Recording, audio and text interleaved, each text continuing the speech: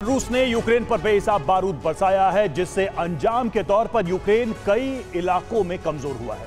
Ukraine के कई हथियार नष्ट हो गए और हजारों सैनिक भी मारे गए। लेकिन युद्ध में सबसे अहम है जीत हासिल करना। बाखमुट के बाद यूक्रेन से पुतिन को आखिरकार जीत की एक खुशी तो मिल ही गई है। रूस का दावा है कि बाखमुट के बाद अब खार्किव के कोप्यांस्क में रूसी सेना का कब्जा हो चुका है। यानी जिस तरह बाखमुट पर पूरा इलाका रूस ने जीत लिया था, उसी तरह कोप्यांस्क के भी चप्पे चप्पे पर अब रूसी सैनिकों का कब्जा है। जीत के इस सिलसिले को आगे बढ़ाने की कोशिश भी तेज हो गई है।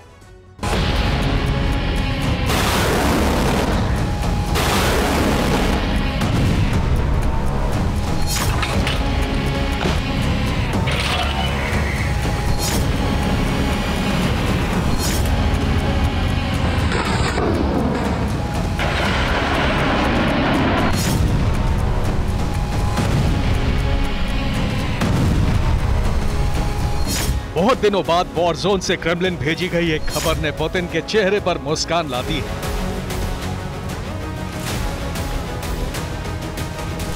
जिस प्लान पर पुतिन के कमांडर्स ने पूरा भरोसा जताया था, वो कामयाब हुआ है।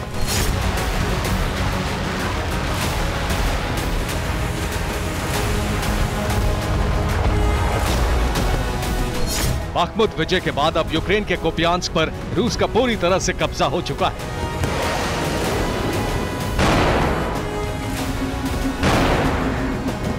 स्कंदर मिसाइलों के इस्तेमाल के बाद ये रूस के खाते में जाने वाली पहली जीत है।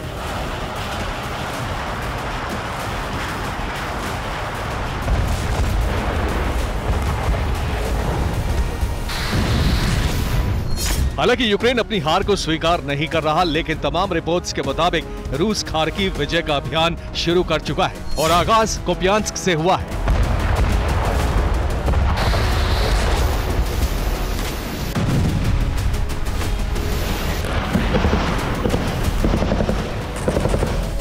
रूस के दावों के मुताबिक कोप्यांस्क मिशन में करीब 3 महीने का वक्त लगा। जंग के दौरान करीब 5,500 यूक्रेनी सैनिकों की मौत हुई। 100 से ज्यादा यूक्रेनी हथियार नष्ट किए गए। कोप्यांस्क में 3 हथियार के गोदाम नष्ट कर दिए गए।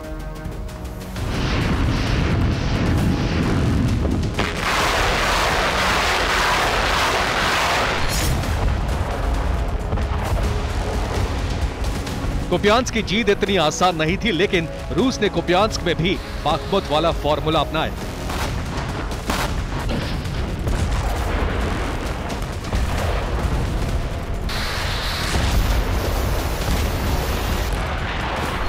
आपको रूस की पूरी प्लानिंग बताएं, उससे पहले ये बताते हैं कि आखिर कोप्यांस्क को ही रूस ने पहला टारगेट क्यों बनाया।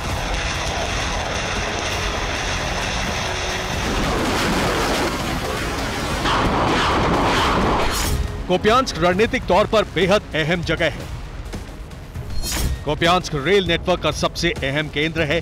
कोप्यांस्क में 5 जगहों से रेल लाइन आती है। कोप्यांस्क में एक रेलवे लाइन रूस तक जाती है।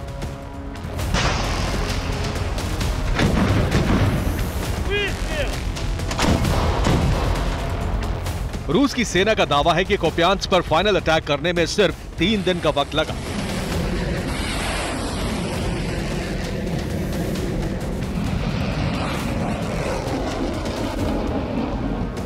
रिपोर्ट्स के मुताबिक कुप्यांस्क के गवर्नर रूस के समर्थक है। ऐसे में कुप्यांस्क पर कब्जे में रूस को ज्यादा दिक्कत पेश नहीं आई।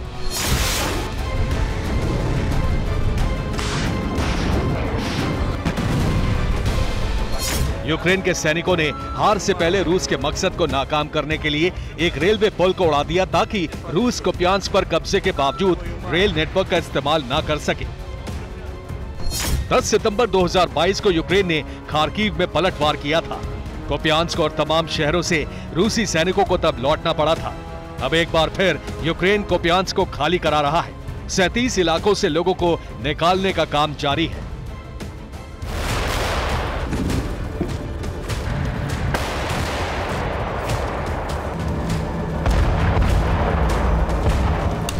खार्किव से रूसी सैनिकों को खदेड़ने के बाद कोप्यांस्क की सुरक्षा को बेहद सख्त कर दिया गया था। यहां यूक्रेन के सैनिक भारी आर्टिलरी और एयर डिफेंस के साथ तैनात थे। लेकिन रूस ने बाखमुत की तरह यहां भी एक ट्रायंगल फॉर्मूला तैयार किया। अब आपको बताते हैं कि ये ट्रायंगल फॉर्मूला क्या है।